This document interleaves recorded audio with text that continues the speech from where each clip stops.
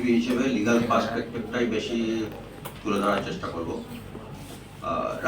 Ramsar কনজারভেশনে একটা line লেখা আছে যে ওয়েটল্যান্ড কনজারভেশনটা আমাদের জরুরি কেন। সেখানে একটি ফ্রেজ লেখা আছে, wetland is a natural kidney of a city or any geographical area. তো কিডনি যে কাজ করে আমাদের শরীরে, ওয়েটল্যান্ড একটা শহরের জন্য সেই কাজ করে, ফিল্ট্রেশন। সেটা সিভেজ ফিল্ট্রেশন হতে পারে, ন্যাচারাল ওয়াটার রিসোর্সেস ফিল্ট্রেশন হতে পারে, সবগুলোই করে। তো আমাদের এই পশ্চিমবঙ্গের, বিশেষত এই কলকাতা শহরের মধ্যে বলতে পারি half of the kidney is already damaged. এখন যেগুলো আমরা এই যে আপনারা এখানে বসে আছেন, আমরা এই যে কথা বলছি, এগুলো হচ্ছে যে প্রসেস অফ ডায়ালিসিস চলছে। এটাও একটা লিমিটেশন অবধি হয়তো চলবে, তারপর একদিন সব শেষ হয়ে যাবে, এটাই প্রাপ্য। কারণ এই পৃথিবীতে কোনো সাবস্টেন্স, কোনো বস্তু বা কোনো সিস্টেম কখনো নিউট্রাল থাকতে পারে না। হয় তার উন্নতি হবে, নয় তার অবনতি হবে। কখনো কোনো কিছু একদম স্থির আছে এটা সম্ভব নয়। এবার এখন আমাদের শহরে আমরা উন্নতি করছি না অবনতি করছি এটা নিশ্চয়ই বলার দরকার নেই। এই উন্নতির পিছনে যখন কারোর হাত থাকে, তখন অবনতির পিছনেও কারো না কারোর হাত থাকে বা উদাসীনতা থাকে। এই উদাসীনতা তো কার? এই প্রোগ্রামের শুরুতেই আমাদের একজন বোন প্রশ্ন করলেন যে ওয়েটল্যান্ড কনজারভেশন কি আমাদের দায়িত্ব না সরকারের দায়িত্ব? সরকারের লোক, তারাই তো ভরাট করছে। তো এর উত্তরে আমি একটা কথা বলবো, আইন আছে, ঠিক আছে। যখন আমার মনে হবে যে আগুনটা আমার ঘরে লেগেছে, তখন আমি দৌড়বো এবং সেটাকে নেভানোর দায়িত্ব আমার। যদি ফায়ার ব্রিগেডকে কল করতে হয়, সেই দায়িত্বটাও আমার। সেরকম এই রাজ্যটাকে যদি নিজের রাজ্য আর নিজের জায়গা, নিজের ঘর বলে মনে হয়, তাহলে সেটাকে কনজারভেশন করা, সেটাকে আমাদের দায়িত্ব নয়। সরকার কি করছে, কতদূর করছে, ধরেই নিলাম অপদার্থ, সেটাকেও পথে আনা, সেটা কিভাবে করা, যদি অপদার্থ হয় তার পেছনে লেগে থাকা, সেটা আরো বেশি দায়িত্বের কাজ।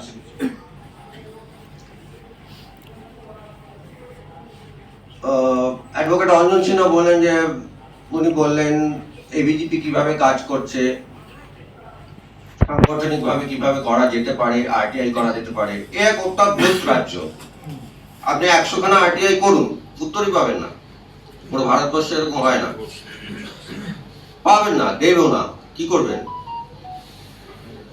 হাইকোর্ট যাবেন, সুপ্রিম কোর্ট যাবেন, একটা নিয়ে যাবেন, দুটো নিয়ে যাবেন, হাজার হাজার নিয়ে কি করে যাবেন? উদাসীনতার লিমিট ছাড়িয়ে গেছে, সবকিছু ছাড়িয়ে গেছে। ডায়ালিসিস চলছে এখন, শুধু অপেক্ষা, তাই না? সরকারি বাবুরা আছেন, তাদের তো 31st তাদের স্যালারি এসেই যায়। আমাদেরও সংসার আছে, আমাদেরও জীবিকা আছে, আমরা তাতে ব্যস্ত। আমাদের কি যায় আসে কোন ওয়েটল্যান্ড কি বোঝালো, কি হলো গেল, তাই না? কিন্তু এইভাবে চলতে পারে না। আমাদেরকেই উঠে দাঁড়াতে হবে, আমাদেরকেই করতে হবে, হোক না হোক খোঁচা দিতে হবে।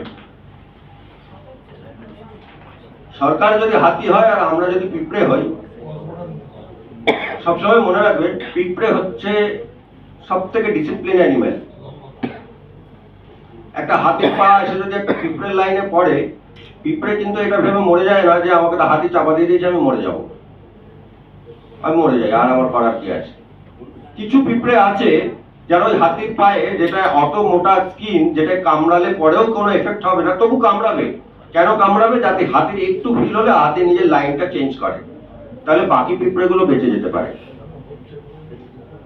আমাদের মানসিকতাটাও ঠিক সেই ভাবে নিয়ে যেতে হবে, ডিসিপ্লিন ওয়েতে। এবং যেটুকু আমার করণীয় সেইটুকুই আমি করব এবং তার ম্যাক্সিমামটাই করব।